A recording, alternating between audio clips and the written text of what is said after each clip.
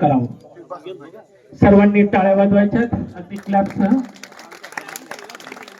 महाविद्यालयाचे प्राचार्य आदरणीय डॉक्टर मुळे सर या ठिकाणी आजचे प्रमुख अतिथी राष्ट्रीय सेवा योजना विभागाचे संचालक आदरणीय डॉक्टर सोमनाथ रोडे सर यांचं स्वागत करताना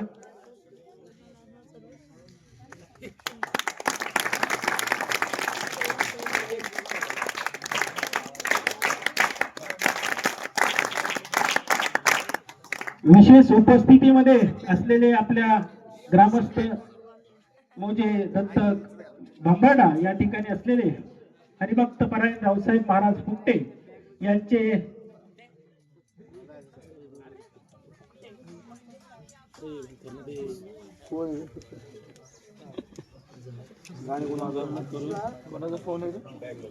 हरिभक्त परायण रावसाहेब महाराज फुकटे यांचे स्वागत करण्याकरिता मी राष्ट्रीय सेवा योजना विभागाचे कार्यक्रम अधिकारी डॉक्टर कैलास परसर यांना विनंती करतो की त्यांनी हरिभक्त फुकटे महाराजांचं स्वागत करावं.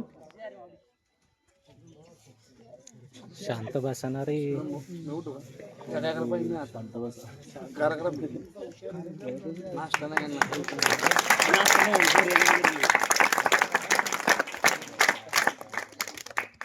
यानंतर हरिभक्त परायण चंद्रकलाताई फुकटे महाराज यांचे स्वागत करण्याकरिता डॉक्टर जयश्री पाटील मॅडम यांना विनंती करतो की त्यांनी आदरणीय ताईंचं स्वागत करावं.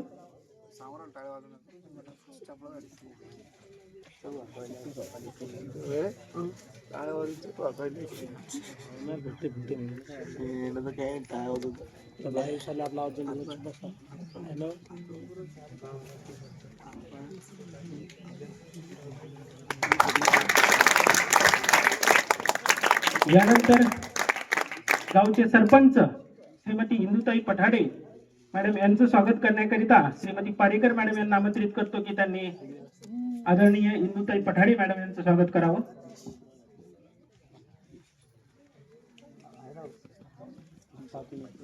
शांत बस नाही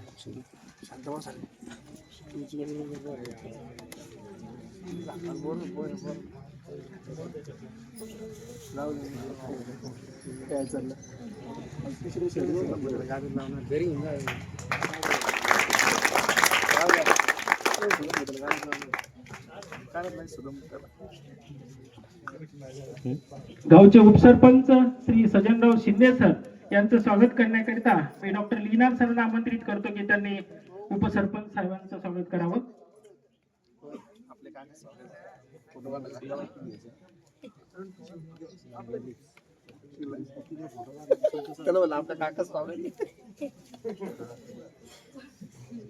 सर असो. यानंतर शांतामुक्त ग्राम समितीचे अध्यक्ष आदरणीय श्री बळीराम पाटील काळे सरांचं स्वागत डॉक्टर चिंचोलीकर सरांनी करावं अशी त्यांना मी विनंती करतो.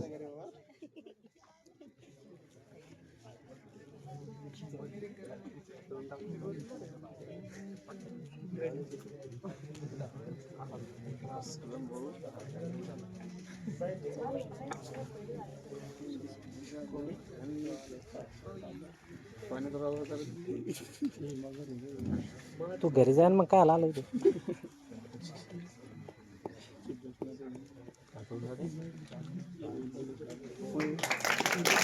यानंतर ग्रामसेवक आदरणीय श्रीमती एस एस शहाळे मॅडम यांचे स्वागत करण्याकरिता डॉक्टर जयश्री पाटील मॅडम यांना आमंत्रित करतो की मॅडमचं स्वागत करावं.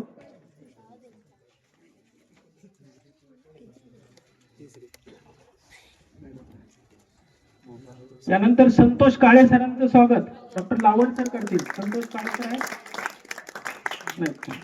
यानंतर आपल्या जिल्हा परिषदेचे शिक्षक सर्जेराव शेलार सरांचंही स्वागत डॉक्टर नितीन मुळे सरांनी करावं अशी मी विनंती करतो.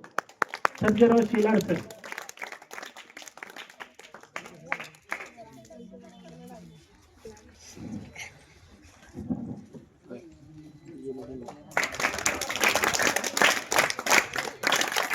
आपल्या NSS कार्यक्रमासाठी आपल्या संस्थेचे अध्यक्ष या ठिकाणी कार्यक्रमाचे अध्यक्ष होते, परंतु काही कारणास्तव येऊ शकले नाहीत.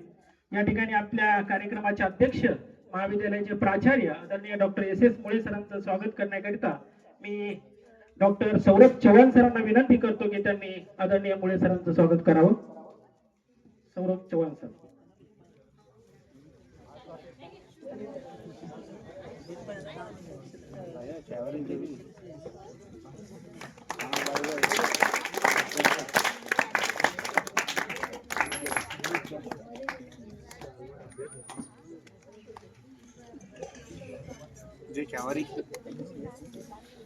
दैनिक पुढारीचे पत्रकार श्री सुदामभाऊ पठाडे यांचे स्वागत करण्याकरिता मी डॉक्टर अमित राऊत सरांना विनंती करतो की त्यांनी सुदामभाऊ पठाडे साहेबांचं स्वागत करावं.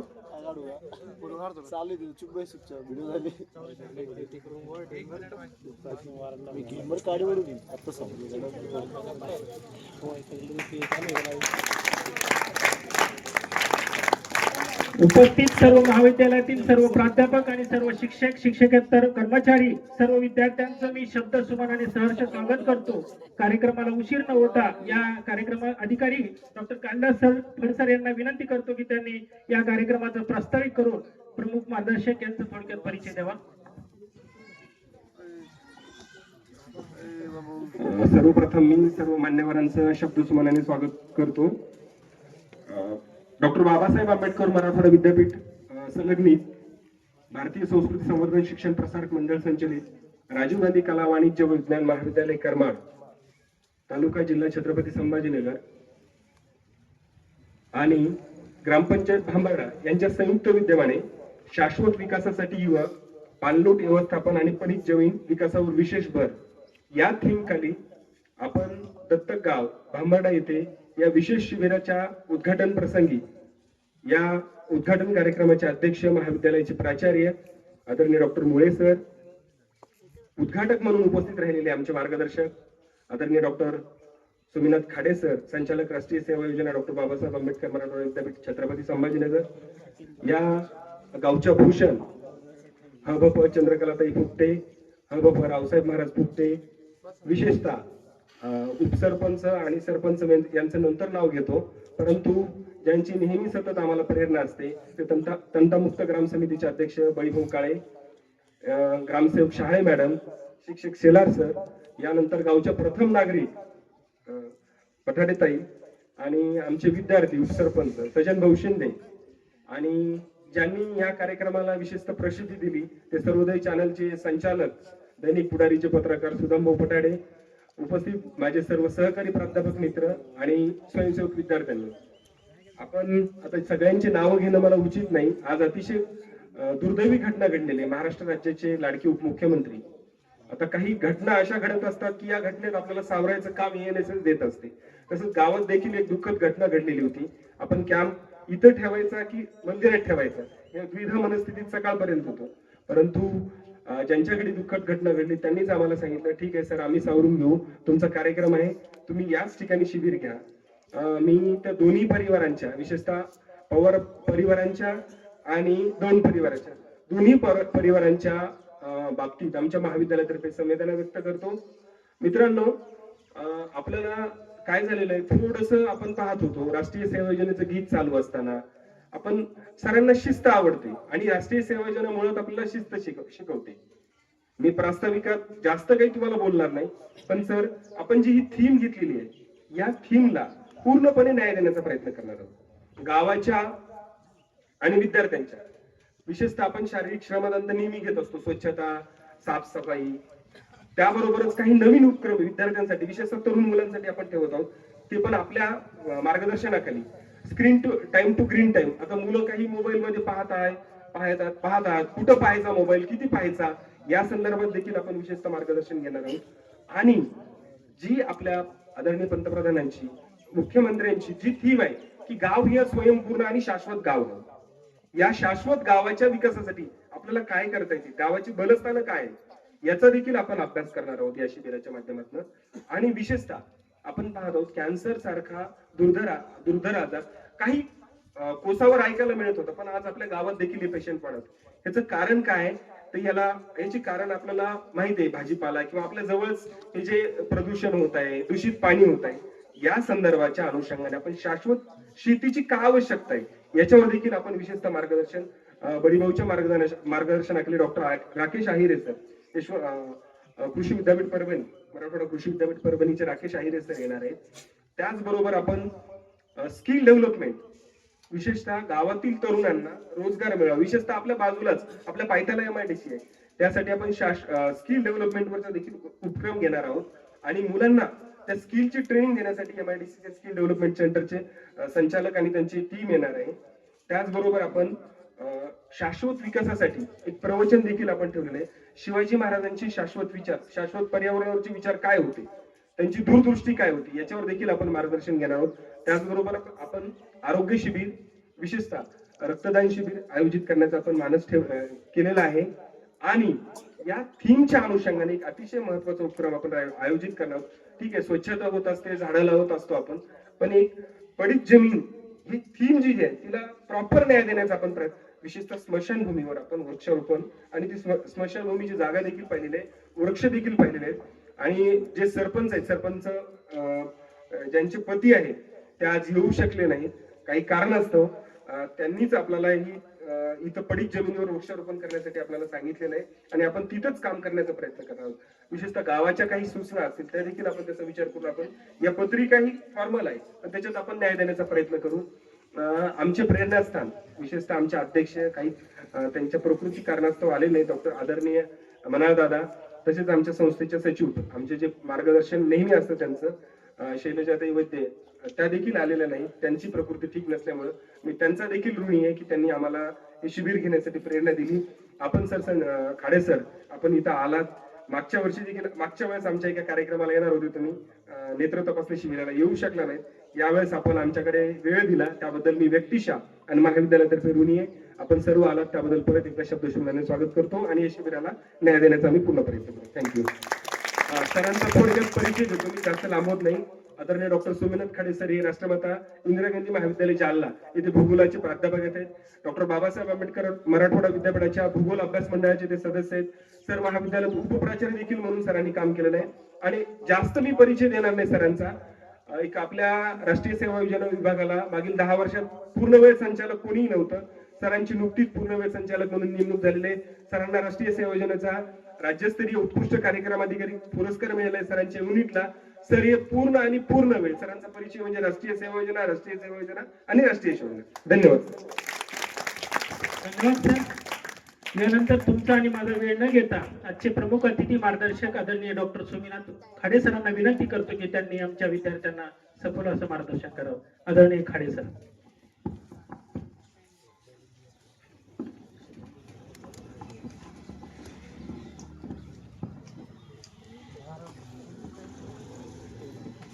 राष्ट्रीय सेवा योजनेचे स्वच्छतेचे मानबिंदू आणि स्वतःच्या जीवनामध्ये संपूर्ण जीवनभर समाजाच्या स्वच्छतेबरोबर मनाची स्वच्छता किती महत्त्वाची असते हे आपल्या जीवनातून प्रतिबिंबित करणारे राष्ट्रसंत गाडगेबाबा यांच्या चरणी अभिवादन करतो. सर्व क्रांतिकारक महापुरुष साधू संत यांच्याही चरणी अभिवादन करतो. ज्यांनी ज्यांनी या देशासाठी योगदान दिलं अशा प्रत्येकासाठी आपलं मस्तक हे नतमस्तक झालं पाहिजे अशा सगळ्या महापुरुषांच्या चरणी नतमस्तक होऊन आजच्या कार्यक्रमासाठी आपल्या महाविद्यालयाचे सन्माननीय प्राचार्य SS मुळे सर या ठिकाणी उपस्थित आहेत. त्यांचे विशेष मी आभार मानतो. गावच्या सरपंच श्रीमती इंदुताई पठाडेताई असतील, सन्माननीय उपसरपंच सज्जनराव शिंदे असतील, तसेच ग्रामसेविकाताई SS शहाळेताई असतील, आपल्या जिल्हा परिषद शाळेचे मुख्याध्यापक श्री संजय निकम सर असतील, तसेच उपप्राचार्य मनोज देवकर असतील, हरिभक्त परायण रावसाहेब महाराज फुकटे, हरिभक्त परायण चंद्रकलाताई फुकटे, तसेच सर्व प्राध्यापक वृंद, गुरुजन वर्ग आणि मंचावर आसनस्थ पोलीस पाटील असतील, तंटामुक्तीचे अध्यक्ष असतील आणि सर्व आपण स्वयंसेवक बंधू आणि भगिनींनो, थोडं ऊन लागतंय निकडच्या बाजूला, इकडे सारखा थोडस पुढे एक 10-10:30 पर्यंत हे कवळ ऊन बरं वाटतं, नंतर मात्र ते त्रास देतं, बरोबर ना? परत 4 नंतर पुन्हा मग गार हवेची झळक सुरू झाली की पुन्हा चांगलं ऊन वाटतं. सर्वप्रथम महाराष्ट्राचे अतिशय तडफदार आणि अधिकाऱ्यावरती एकदम भारदस्त वजन असणारे महाराष्ट्राचे लाडके उपमुख्यमंत्री अजितदादा पवार यांना विनम्र अभिवादन करून मी बोलण्यास सुरुवात करतो. या विमान अपघाताबद्दल बोलायचं तर याचं कारण आहे की आपल्या देशातच विमान अपघात मोठ्या प्रमाणात होतात. सावधान. याचं कारण आहे की आपल्याकडे टेक्निकल जे माणसं येतात ते बेसावध आहेत. या देशातला प्रत्येक नागरिक बेसावध आहे. त्याला सावध करण्याची भूमिका म्हणजे राष्ट्रीय सेवा योजना आहे. केवळ माझ्यासाठी नाही, मी समाजासाठी जगलं पाहिजे या भूमिकेतून नॉट मी बट यू ही संकल्पना रुजवण्यात आली. हा देश स्वातंत्र्य करण्यासाठी 1857च्या स्वातंत्र्य संग्रामापासून ते 15 ऑगस्ट 1947 इतिहासाच्या छोट्याशा कालखंडामध्ये 8,35,000 इतक्या क्रांतिकारकांनी या देशासाठी बलिदान दिलं. त्या बलिदानाचं स्मरण कधीतरी झालं पाहिजे की 16 वर्ष, 18 वर्ष, 22 वर्ष, 25 वर्ष, 27 वर्ष या तरुणांनी या देशासाठी बलिदान दिलंय. त्या बलिदानाचं स्मरण करणं आणि आपण काहीतरी देशाचं देणं लागतो याची थीम आहे राष्ट्रीय सेवा योजनेची, नॉट मी बट यू. माझ्यासाठी नाही, समाजासाठी. आणि मग मी काय करू शकतो तर मी अगोदर स्वतः प्रति सुधारलं पाहिजे. आणि म्हणून आपल्या एनएसएसचं जे गीत आहे त्याच्यामध्ये स्वयं सजे वसुंधरा सवारे. वसुंधरा म्हणजे कोण? आपली मातृभूमी. आणि तिला सवरायचं म्हणजे कसं? चांगलं करायचं, नीट नेटके करायचं. चालेल, माझं नाक थोडस इकडे तिकडे असेल, काय हरकत नाही. माझे केस इकडे तिकडे असतील, हरकत नाही. पण मी ताट मानेने बसलेलो आहे, जे आहे तिथून मी सुरुवात केली पाहिजे. हे नाही ते नाही, हा नाहीचा जो परिपाठ आहे ना तो बाजूला काढला पाहिजे. नकारात्मकता आपल्या तरुणाईमध्ये अजिबात नसली पाहिजे. सगळं पॉझिटिव्ह एनर्जी असली पाहिजे. हो, मी करू शकतो. मला सांगा, ईश्वराने निर्मित आपण सगळे जे आहोत ते सगळ्यांच्या बुद्धिमत्ता सारख्या आहेत. सगळ्यांना 2 डोळे दिलेले, कान दिलेले बरोबर आहेत असं आहे का? सगळ्यांना सारखं दिलेलं आहे. मात्र त्याचा आपण विकास करत नाही. त्या विकासाच्या दृष्टिकोनातून आपण विचारही करत नाही. मला जे दिलंय त्याचा विकास मी केला पाहिजे. म्हणून या व्यक्तिमत्व विकासासाठी राष्ट्रीय सेवा योजना फार महत्वाची आहे. माझी मी चप्पल रांगेमध्ये लावतो, मला शिस्त आहे. माझे मी कपडे नीटनेटके घालतो, त्याला रोज माझी काही इस्त्री असेल ते मी इस्त्री करतो. माझे कपडे मी धुतो. माझं जेवणाचं ताट मी स्वच्छ करून ठेवतो. मला स्वयंपाक येतो का? तर या 7 दिवसांमध्ये मला स्वयंपाक शिकायचा आहे. चांगला उत्तम स्वयंपाक केला पाहिजे. मला जे आवडतं ते मी उत्तम केलं पाहिजे. मला चांगला मोठा अधिकारी व्हायचा आहे पण त्यासाठी मला अभ्यास करावा लागेल. म्हणून आपण एनएसएस मध्ये screen time to green time activity time ठेवला. आज जर आपल्या देशाचा जर विचार केला ना तर 54% तरुण आहे. आणि 54% तरुणाई केवळ स्क्रीनवर किती टक्के? 8 तास. 8 तास झोपण्यामध्ये, 8 तास मोबाईल मध्ये, 8 तास आपण जीवन जगतो. आणि त्या 8 तासामध्ये करतो काय?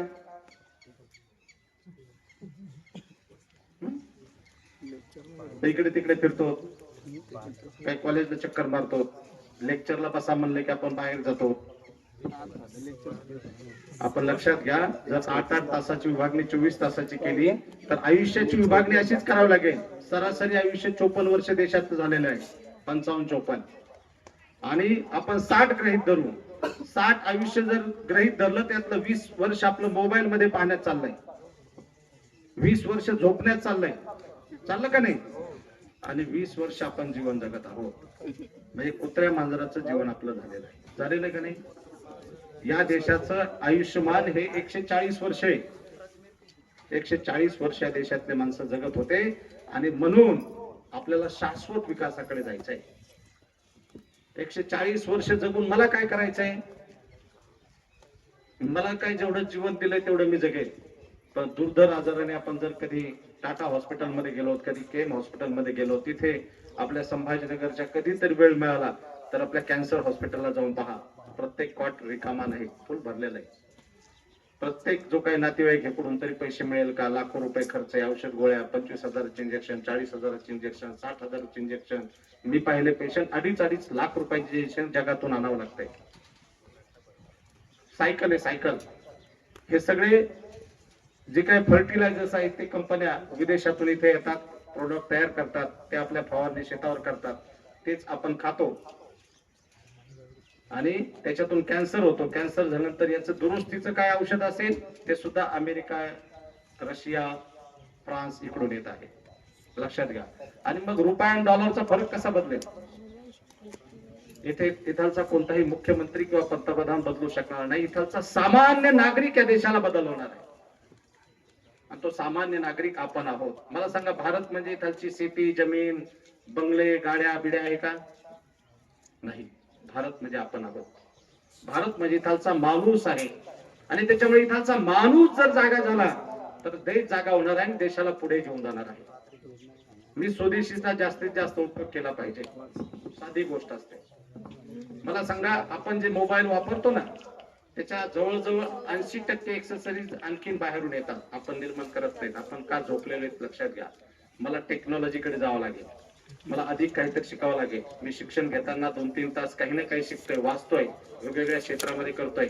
मी सज्जनरावांचं अभिनंदन करेन की त्यांनी शून्यातून इथे दूध डेअरी सुरू केली आणि आज ते रोज 500 किलो पनीर विकतात.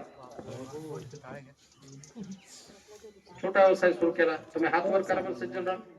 इकडचा अलीकडचा करा, अलीकडचा. त्यांच्या सगळ्या हातामध्ये अंगठ्या आहेत. आता त्यांच्या हातामध्ये जेवढं सोनं आहे ना तेवढी आपल्या आयुष्याची कमाई. आपण लक्षात घेतलं पाहिजे. व्यवसाय प्रमुख आपण केलं पाहिजे. सावधान.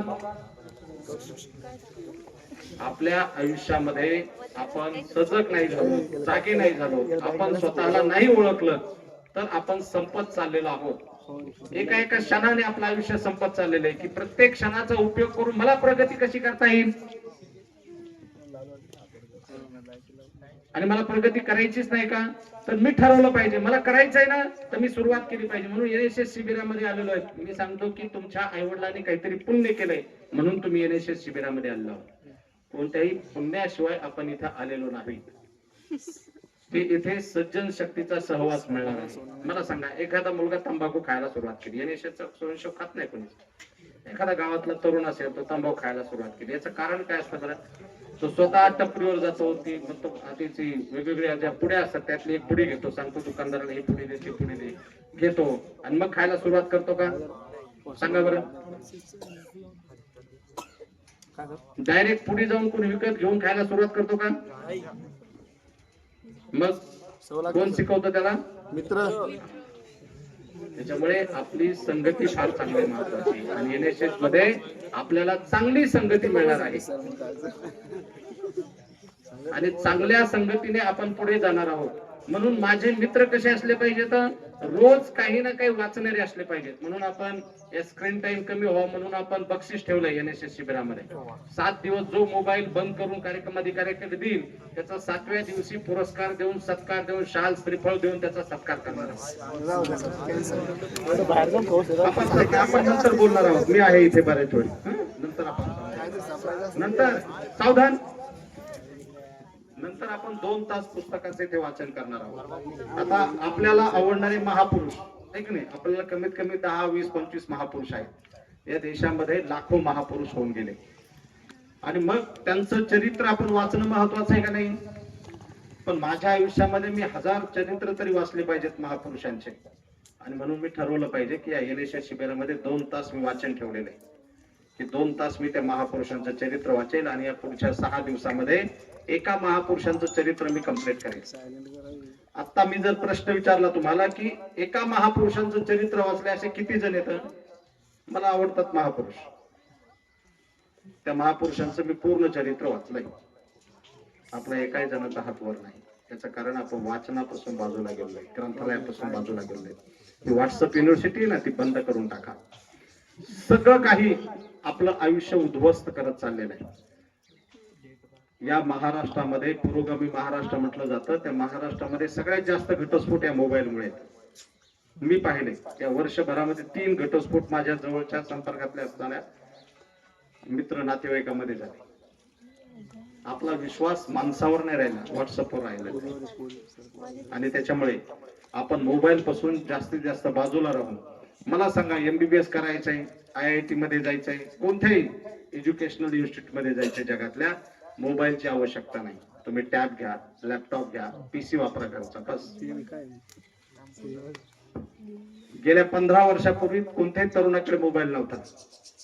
सगळ्यात जास्त गावातून नोकरीचं प्रमाण तरुणांचं होतं.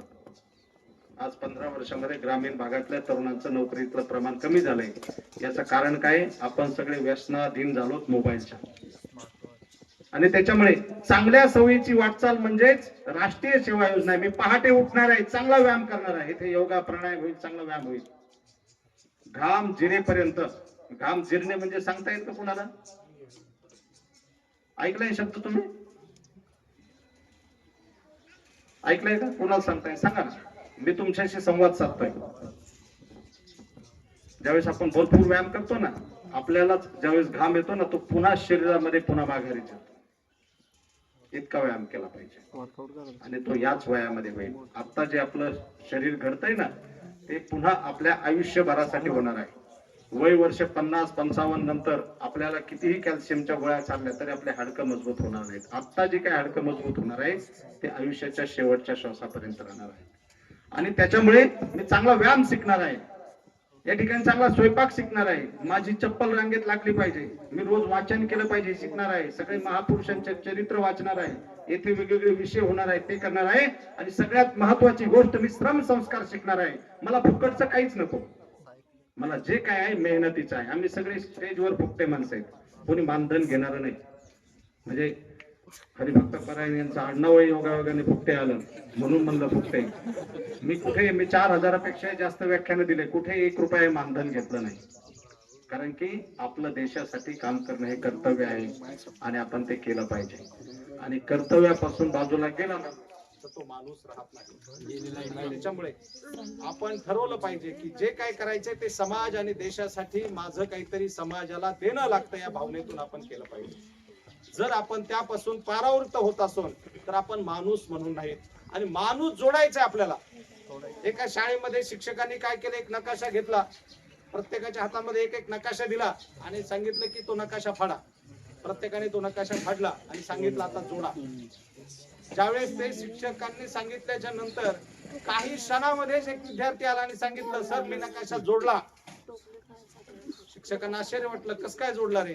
त्यांनी सांगितलं, त्या नकाशाच्या पाठीमागून माणूस होता आणि तो माणूस जोडला की तो नकाशा जोडला. तो देश जोडायचा असेल आपण माणूस जोडण्यासाठी आलोय.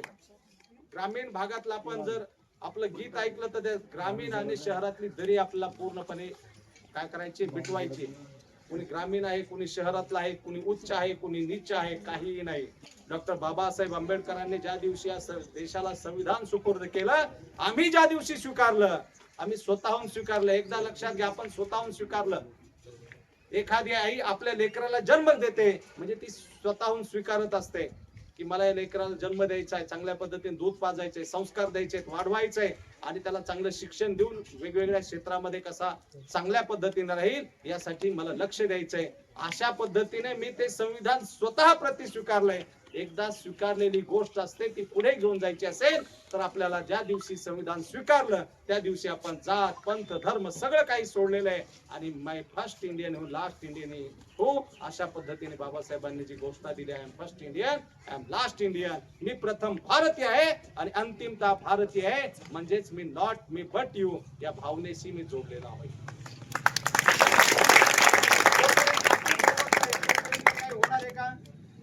बदल होणार आहे का? सगळे इकडे पहा, इकडे पहा. मोटरसायकल रोज पाहतो ना आपण. मला सांगा, जोपर्यंत आपण ठरवणार आहे तोपर्यंत काय बदलणार आहे का? नाही बदलणार. आणि त्याच्यामुळे आपण ठरवायचे निश्चित शिबिरामध्ये माझं ध्येय निश्चित झालं पाहिजे. आपली स्थिती काय झाली माहिती का? समुद्र किती टक्के आहे या पृथ्वीवर? पाणी किती टक्के? 71%. त्यातलं गोड पाणी किती आहे पिण्यासारखं? 3%.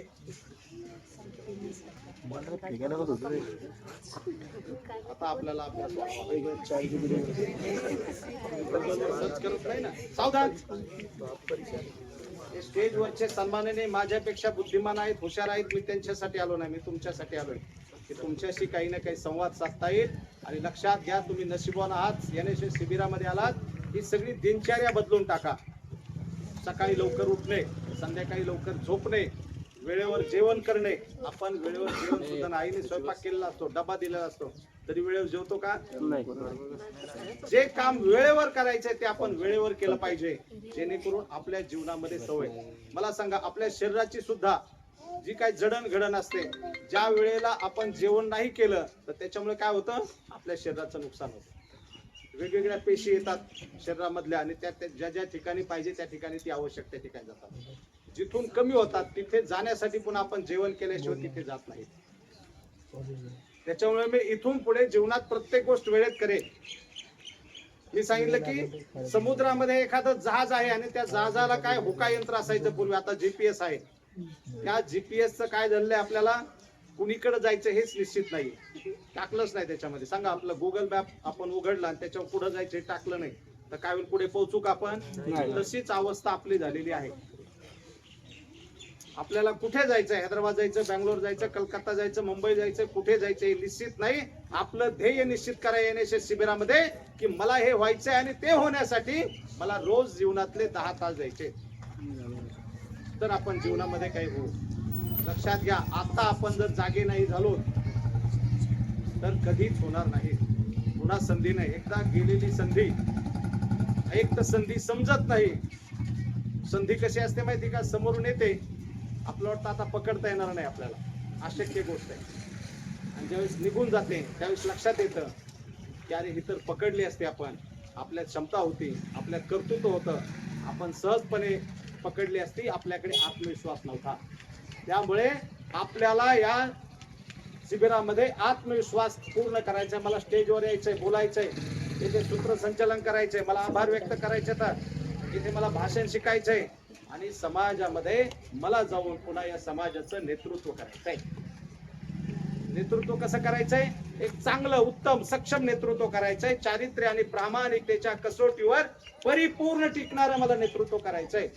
आज जे अंधाधुंद झालेलं आहे ते सगळं मला बदलायचंय आणि त्या बदलाचं मी सांगितलं की सुरुवात आपल्यापासून करायची, की माझ्यासाठी नाही तर समाजासाठी जीवन जगताना मी ठरवलं पाहिजे की केवळ मी जगतोय ना तर माझ्या बरोबर माझ्या परिवाराला घेऊन जगायचंय.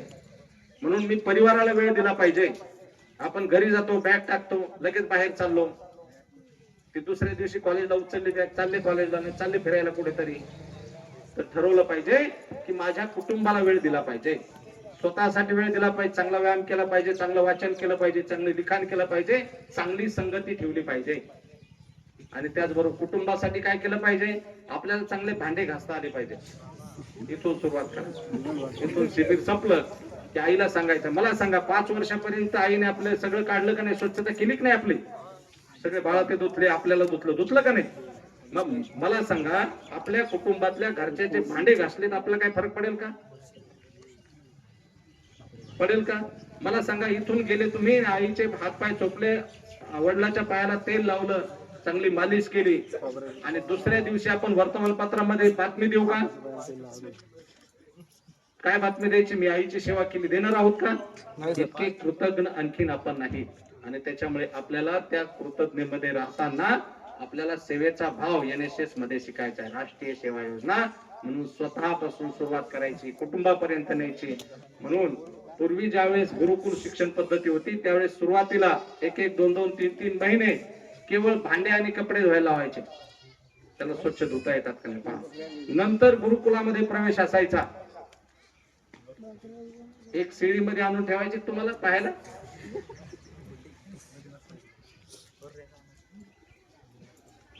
आपल्याला स्वच्छता शिकायची. त्याच्यामुळे स्वतः लक्षात घ्या, स्वच्छ आंघोळ करणं इथपासून ते स्वच्छ घर ठेवणं आपली जबाबदारी आहे. टापटीपणा, माझे कपडे तिथेच असतील, पुस्तकं तिथेच असतील, घरातल्या कोणत्याही वस्तू त्या त्या ठिकाणी असतील, याची जबाबदारी माझी आहे. घरातला लहान भाऊ असेल तो काय शिक्षण घेतो, काय संगतीमध्ये, बहीण असेल ती कुठे काय करते, तिच्यासाठी काय मला मदत करता येईल, वडिलांसाठी काय मदत करता येईल, आईसाठी काय मदत करता येईल. रविवारच्या दिवशी सुट्टी असते मला, तर रविवारच्या दिवशी मी स्वयंपाक करेल का, माझ्या हाताने आई वडिलांना मी खाऊ घालेल का. फार मोठा माणूस झाला म्हणजे तो मोठा नसतो. तो घरातल्यासाठी काय करतोय, किती वेळ देतोय, तो मोठा असतो. माझे नातेवाईक असतील, काका मामा मावशी, त्यांच्यासाठी मी कधी फोन करतोय का, भेटायला जातोय का, सहज त्यांच्या तब्येतीची विचारपूस करतोय का. माझ्या गावातील गरीब विद्यार्थी असतील तर त्यासाठी मी काही मदत करतोय का, त्यांच्यासाठी 1-2 तास जाऊन शिक्षण देऊ शकतो का मी. मला जे येत आहे ते मी समाजाला दिलं पाहिजे. नाही तर डॉक्टर बाबासाहेब आंबेडकर सांगतात की शिकलेला समाज हा कृतज्ञ झाला तर हा देशाला पुढे घेऊन जाण्याच्या ऐवजी पाठीमागे घेऊन जाईल. आज ती स्थिती झाली. जो शिकलाय तो स्वतःचा फक्त केवळ स्वार्थ पाहतोय, तो समाजाचा विचार करत नाही. म्हणून राष्ट्रीय सेवा योजनेच्या शिबिराची आवश्यकता आहे की मी समाजाचा, कुटुंबाचा आणि देशाचा आणि विश्वाचा विचार केला पाहिजे. संत ज्ञानेश्वर ज्यावेळेस सांगतात, आता विश्वात्मके देवे, सगळ्या विश्वाचा विचार करणारं भारतीय तत्वज्ञान आहे. त्यामुळे ताटामध्ये, थाळीमध्ये मी एकही कण हा खरकटा टाकणार नाही. जेवढं पाहिजे तेवढं मी खाईन, आवश्यक आहे तेवढंच घेईन. आयुष्यामध्ये एकही कण वायाला जाऊन देणार नाही. माझा शेतकरी बांधव रात्रंदिवस यासाठी कष्ट करतोय, त्याला मी काय करणार नाही, त्याचा अपमान करणार नाही, त्याचा सन्मान करेल. तो अन्नाचा कण जेवढा आवश्यक आहे तेवढा पोटात घेईल, मात्र मी वायाला जाऊन देणार नाही. सावधान, दीर्घ श्वास घ्या. ज्यावेळेस इंग्रजीतून देशातून चालले ना, त्यावेळेस नाहूत पंडित नेहरूंना प्रश्न विचारायला लागला की पहा, त्यावेळेस काही नव्हतं, सगळं अस्ताव्यस्त होतं. आणि त्यावेळेस पंडित नेहरूंनी प्रश्न विचारला एका इंग्रज अधिकाऱ्यांना की आमच्या देशाचं भवितव्य काय असेल. त्यावेळेस त्या इंग्रज अधिकाऱ्यांनी, लक्षात घ्या देशभक्ती कशी असते, त्या इंग्रज अधिकाऱ्यांनी उत्तर दिलं की तुमच्या देशाच्या तरुणांच्या ओठावरचं गीत हे तुमच्या देशाचं भवितव्य असेल. आपल्या ओठावरचं गीत जर देशाचं भवितव्य असेल तर मला सांगा, आपलं गीत कोणतं आहे आणि आपल्या देशाचं भवितव्य काय आहे. आपण देश म्हणून विचार केला पाहिजे. आजही कृषी प्रधान देशामध्ये इतक्या मोठ्या प्रमाणात शेतीचा माल उत्पादित होऊ नये. 80% खायचं तेल आहे ना, आयात करतोय आपण. आणि मग म्हणतो आपण रुपया उधारला, डॉलर इकडे गेला. हे बदल इथे झाले पाहिजे. पूर्वी गावामध्ये फक्त बीट यायचं महाराज, काय यायचं, बीट यायचं, गावातच सगळं तयार व्हायचं. ते पुन्हा आपल्याला इथे तयार करावं लागेल. गावातल्या वस्तू गावामध्ये तयार झाल्या पाहिजेत. स्वयंपूर्ण आणि आत्मनिर्भर जोपर्यंत गाव होत नाही तोपर्यंत देशात काही बदल होणार नाही. ह्या सगळ्या शेतीमध्ये जी काही फवारणी केली जाते त्या सगळ्या फवारण्यापासून होणारे आजार आणि त्याच्यावर मी सांगितलं सगळे औषध उपचार जगातून येते. आणि मग सगळं आर्थिक अनेक कंपन्या, संभाजीनगर, छत्रपती संभाजीनगर मध्ये औषध गोळ्याच्या कंपन्या येतात. येथील संसाधन वापरले जातात. जे इंग्रजांनी केलं ते लक्षात घ्या. संसाधन इथालचे वापरले जातात. आपल्याला 1.5 लाख रुपये पगार मिळाला म्हणजे फार मिळाला असं वाटतंय, पण ती एक गोळी या ठिकाणी पॅरासिटामॉल 1 रुपया 1.5 रुपयाला विकली जाते. ती जगामध्ये 300 रुपयाला 350 रुपयाला संभाजीनगर मध्ये कंपन्या आहेत, ती जगामध्ये विकते. इथालचीच आपल्या लिंबाच्या झाडाचं पाणी काढलं जातं, इथालचीच कोरफड घेतली जाते. संसाधन आहेत. आपल्याला जर कोरफड जर 3000 रुपये क्विंटलनी घेतली तर आपल्याला फार आनंद होतो, इतकी महाग चालली आमची कोरफड म्हणून. आणि त्याच्यामुळे इथालच्या संसाधनाचा उपयोग करून इथे आपण कशा पद्धतीने रोजगार मोठ्या प्रमाणात उपलब्ध करून ग्राम विकासातूनच देश विकास होणार आहे. त्यासाठी आपल्या शेतीकडे आपलं लक्ष असलं पाहिजे की काय काय दिलं पाहिजे. पूर्वी कथा कादंबऱ्यामध्ये मी वाचायचो किंवा आपणही वाचत होतात की ज्यावेळेस मी शेतीतून चाललो होतो त्यावेळेस माझे पाय पिंढरे आणि गुडघ्यापर्यंत खाली जात होते चिखलात. आज मला सांगा कोणत्या जमिनीवर गेल्यावर गुडघाभर आपण पिंढऱ्यापर्यंत जात आहोत? कुठेही नाही जात. सगळी जमीन ह्या रासायनिक खतामुळे जड होत चाललेली आहे, कठीण होत चालली आहे. आता बैलाचे नांगर चलतीलच जमिनीवर असं नाही. पूर्वी 4 बैलाचे नांगर चालायचे, आता 6 बैल 8 बैल जोडले तरी ती नांगरट होईल का नाही, त्याला ट्रॅक्टरचाच उपयोग करावा लागतो. ही सवय लावलेली आहे. लक्षात घ्या. पुन्हा सेंद्रिय शेतीकडे जावं लागेल, आरोग्य संपन्न जीवनाकडे जावं लागेल. आपल्या कृतीला बदललं पाहिजे. आपण आपलं आरोग्य, कुटुंबाचं आरोग्य, समाजाचं आरोग्य, आपल्या शेतीचं आरोग्य, आपल्या पाण्याचं आरोग्य. मला सांगा, सगळं फिल्टरचं पाणी पिता होत आपण, काय करत आहोत? फिल्टरचं पाणी. सावधान, इकडे पहा, फिल्टरचं पाणी पिता होतो, बरोबर का नाही? आता जे काही फिल्टर आहे त्या फिल्टरच्या पाण्यामध्ये जार मध्ये काय टाकलं जातं माहिती ना? ते थंड होण्यासाठी वेगळी पावडर, ते शुद्ध होण्यासाठी वेगळी पावडर. त्या सगळ्या पावडरमुळे आपल्या शरीरातले सगळे काय होत आहेत, बदल होत आहेत आणि त्याचे परिणाम पुन्हा आजारामध्ये वाढत आहेत. आपल्या जे काही पूर्वी विहिरीचं पाणी होतं, नद्या सुद्धा आपल्या मे जून पर्यंत व्हायच्या, मात्र बोर मोठ्या प्रमाणात झाले. गावात एकही बोर नव्हता, विहिरी होत्या. आणि त्याच्यामुळे परिणाम असा झाला की मोठ्या प्रमाणात बोर घेण्यात आले आणि जमिनीतलं पाणी आपण बाहेर काढलं. आज जमिनीच्या पाण्याची पातळी खाली गेलेली, त्याला वाढवावं लागेल. जल पुनर्भरण केल्याशिवाय हे वाढणार नाही. गावागावामध्ये ही समस्या निर्माण झाली. लक्षात घ्या, मोठे तलाव बांधले, मोठे डॅम बांधले आणि तिथून पाणी पुरवठा झाला म्हणजे समस्या सुटणार नाही. येणाऱ्या कालखंडामध्ये पाण्यावरून, पाईपलाईन वरून भांडण होणार आहे. याचं कारण आहे, गावातला साठा संपला तर ते पाईपलाईन पुरणार नाही. गावातलं पाणी गावामध्ये थांबलं पाहिजे. घरावरचं पाणी घराच्या खाली जे काही आपण बोर घेतो त्या ठिकाणी थांबलं पाहिजे. त्या दिवशी हा देश संपन्न होणार आहे. आणि तो देश संपन्न करायचा असेल तर या देशातला प्रत्येक नागरिक हा सजग झाला पाहिजे, जागा झाला पाहिजे. देशाचा, समाजाचा त्याने विचार केला पाहिजे. मी प्रत्येक कृती जी करतो ती देश आणि समाजाच्या हिताची असली पाहिजे. जोपर्यंत हे मी करणार नाही तोपर्यंत मी समाजाचा काय करत आहे, घात करत आहे. माझं कर्तव्य मी केलं पाहिजे. आपण काय करतो, दुसऱ्याकडे बोट. पंतप्रधानांनी काय केलं पाहिजे, कुणी उठसूट करतो, मुख्यमंत्र्यांनी काय. अरे तुझं काय? तू उठतो 8 वाजता, झोपतो 1 वाजता. तुझ्या कुटुंबामध्ये जर सहज मी, आता तुम्ही इथं येत आणि मी जर घरी गेलो आईंना विचारलं तुमच्या काय लेकरू कस काय, काय उगा फालतू उगा काय ऐकत नाही, काय नाही. आपल्या आई वडिलांची अशी प्रतिक्रिया असेल तर समाजाची कशी असेल सांगा बरं. म्हणून सांगितलं की आपण कुटुंबामध्ये हिरो झालो पाहिजे. त्यावेळेस आपण समाजामध्ये हो, ज्यावेळेस समाजामध्ये हो त्यावेळेस देशाचे आपण चांगल्या पद्धतीने नेतृत्व करू. आणि म्हणून मी सांगितलं की प्रत्येक गोष्ट आपल्याला छोट्या छोट्या गोष्टीतून करावी लागेल. मी एक छोटं उदाहरण सांगतो आणि थांबतो. दीर्घ श्वास घ्या. तुमच्या श्वासाच्या आवाजावर लक्ष देतं. मुली तर कोणीच व्यायाम करणार, मुलापैकी फार थोडे व्यायाम करतायत. आपल्या छातीचा किती टक्के उपयोग करतो बरं आपण?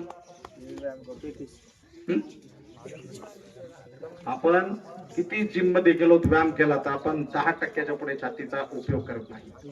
लक्षात घ्या. सगळे आजार आपले श्वासनाशी संबंधित आहेत. म्हणून प्राणायाम रोज 20 मिनिट केले पाहिजे. कॅन्सर कशामुळे होतो?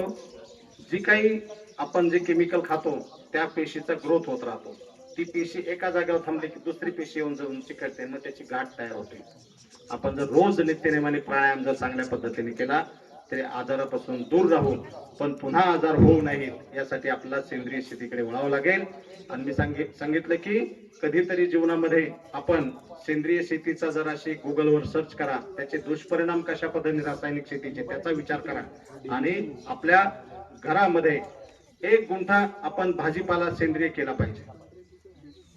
शेती किती जणांकडे, वर हात करा. सगळ्यांकडे. तर माझं कर्तव्य, मी NSS शिबिरामध्ये आलोय. 1 गुंठ्यामध्ये भाजीपाला मी लावेन. मी पाणी देईन 3 दिवसाला जाऊन. मी खुरपणी करेन. भोपळ्याच्या 2 बिया लावल्या, कारल्याच्या 2 लावल्या, दोडक्याच्या 2 लावल्या, डांगरच्या 2 लावल्या, 5-6 बिया. मी पुन्हा तुमच्याशी संवाद साधणार आहे म्हणलं ना की तुम्हाला जे बोलायचंय ना मी तुमच्याशी पुन्हा बोलणार आहे. लक्षात घ्या, आपण जर सुरुवात केली तर ही सुरुवात होणार आहे. यवतमाळ जिल्ह्यामध्ये 200 गावामध्ये एका संस्थेने प्रयोग केला. किचन गार्डन ही संकल्पना राबवली. त्यांनी फक्त बिया दिल्या आणि त्यांना सांगितलं की हे सगळं गाईचं शेण, गोमूत्र याच्यापासून तुम्ही सुरुवात करा. आणि आज त्या गावामध्ये जो काही आपण हिशोब केला, या गावामध्ये मी सरपंचांना विचारलं, 300 उंबऱ्या म्हणले. मला सांगा, आठवड्याला आपल्याला 500 रुपयाचा भाजीपाला लागतो की नाही? प्रत्येक कुटुंबाला घेतली, ज्याच्याकडे 25 एकर जमीन आहे ते पिशवी उचलतो की चालला बाजाराला. आठवड्याच्या बाजारातून 500 रुपयाचा सरासरी, जास्त लागतो पण सरासरी 500 पकडून 500 रुपयाचा. महिन्याला किती? 5 आठवडे पकडले तर 2,500 रुपयाचा. 300 गुणिले 2,500 रुपये किती झाले? 7.5 लाख रुपये. 7.5 लाख रुपये गुणिले 12 महिने करा, किती झाले?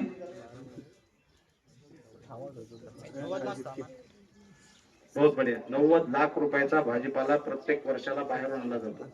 90 लाख रुपये गावात जर वाचले तर प्रत्येक घरातल्या लेकरांना माणसांना मोठमोठ काजू आणि एक एक ग्लास दूध देऊ शकू का नाही आपण. आणि जर हे आजार बी आज कुटुंबातला जवळजवळ 18% पैसा हा आरोग्यावर खर्च होतोय दवाखान्यामध्ये. प्रत्येक घरामध्ये बीपी शुगरच्या गोळ्या येतात. 100तून 1 जणाला कॅन्सर आहे, 100तून 10 जणाला बीपी आहे, 100तून 5 जणाला शुगर आहे. ह्या सगळ्या आजारापासून आपण दूर राहू आणि त्याच्यामुळे या शाश्वत विकासाकडे जाताना आपण विचार करू. आपल्यासारखाच एक तरुण चैत्राम पवार नावाचा धुळे जिल्ह्यातील साक्री तालुक्यातला बारीपाडा छोटं गाव 250 वस्तीचं, त्यांनी विचार केला माझं ग्रॅज्युएशन झालं, मी बाहेर नोकरी करू शकतो. सावधान, बाहेर नोकरी करू शकतो. एसटी कॅटेगरी मध्ये होता त्यावेळेस नोकरी लागली असते 25 वर्षापूर्वी. पण त्यांनी विचार केला नाही मला गावासाठी काहीतरी करायचंय. सगळा आदिवासी पाडा आणि त्यांनी गावात सांगितलं की आता इथून पुढे आपण जी काय कुऱ्हाडी ती उचलायची नाही, ती ठेवायची. इथून पुढे आपण काय करायचं, जे काय गवऱ्या बिवऱ्या असतील त्याच्यावरती स्वयंपाक करायचा आणि जे काय वाळलेली लाकडं असतील त्याच्यातून आपण स्वयंपाक करू. हे लाकडं तोडायचे नाही, विकायचे नाही, नवीन झाडं लावायचे. आणि गावाच्या आसपास त्यांनी 8 लाख झाडं लावले. किती? एकही शासनाची स्कीम त्यांनी घेतली नाही. इकडे पहा समोर, एकही स्कीम घेतली नाही. सगळं गावकऱ्यांनी एकत्र केलं. 7 बंधारे बांधले छोटे छोटे. गावातलं पाणी गावात थांबलं आणि गावाच्या आसपास जे काही खेडे होते 7 खेडे, त्या खेड्यांचं सुद्धा जलपातळी वाढली.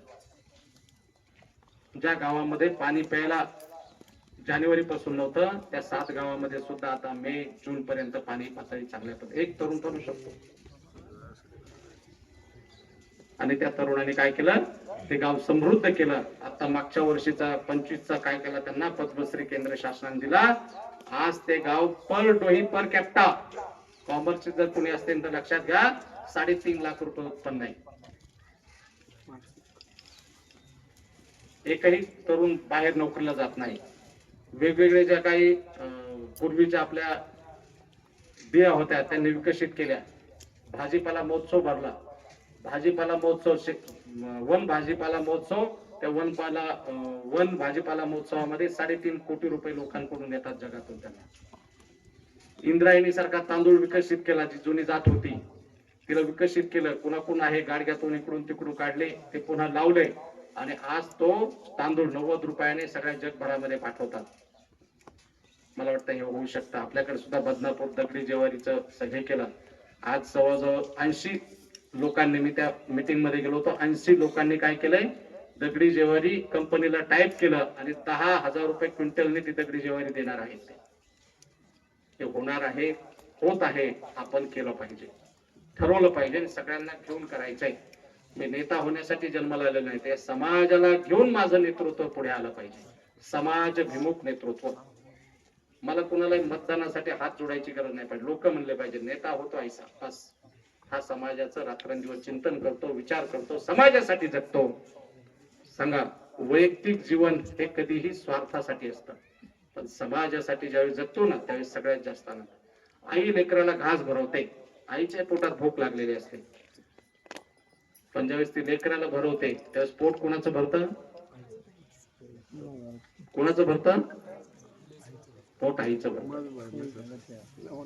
लक्षात घ्या, आयुष्यामध्ये मातृ हृदय व्हा. आईचं हृदय आपल्यामध्ये घ्या. सगळ्यावरती प्रेम करा, द्वेष मनातून काढा.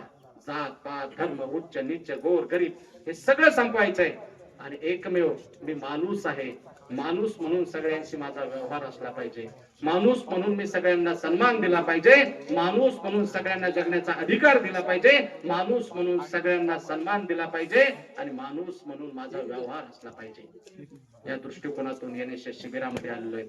तुम्ही, मी सांगितलं, तुम्ही नशीबवान आहात. इथून पुढे जीवनाच्या एका वेगळ्या वळणावर तुम्ही येणार आहात की मला काहीतरी करायचंय, माझं ध्येय निश्चित आहे आणि मला जीवन जगण्यासाठी एक स्वप्न घेऊन जगायचंय. त्या स्वप्नासाठी मला वेळ द्यायचा आहे. बरेच विद्यार्थी भेटतात, मी एमपीएससी यूपीएससी करतो म्हणून, आणि त्याला सिलेबस विचारला तर माहित नसतो. हे भान आपल्यामध्ये असलं पाहिजे. मी जी गोष्ट करतोय ना ती पूर्व तयारी आणि पूर्ण तयारीने असली पाहिजे. मला कुठपर्यंत पोहोचायचंय, किती पाणी लागणार आहे, माझ्याबरोबर जेवण आहे का, मला सांगा. मला कुठं जायचंय, कोणतं तिकीट काढलेलं आहे, कुठपर्यंत तिकीट आहेत, मला रिटर्न साठी पैसा आहे का, हे जीवनाचं ध्येय ठरवताना सुद्धा ठरवलं पाहिजे. माझ्याकडे किती वेळ आहे, घरच्याची काय स्थिती आहे, काय परिस्थिती आहे, मी किती वेळ देऊ शकतो, कोणत्या एखादं कौशल्य प्राप्त केलंय का, त्यातून मी काही पैसा मिळू शकेल का, आणि माझं शिक्षण चांगल्या पद्धतीने उत्तमरित्या पूर्ण करून मी वेगवेगळ्या क्षेत्रामध्ये काम करून या देशाला पुढे घेऊन जाऊ शकतो. मी चांगला MBBS डॉक्टर झालो म्हणजे देशाचं भलं होईल असं नाही. मी चांगला IT क्षेत्रामध्ये गेलो म्हणजे या देशाचं भलं होईल असं नाही.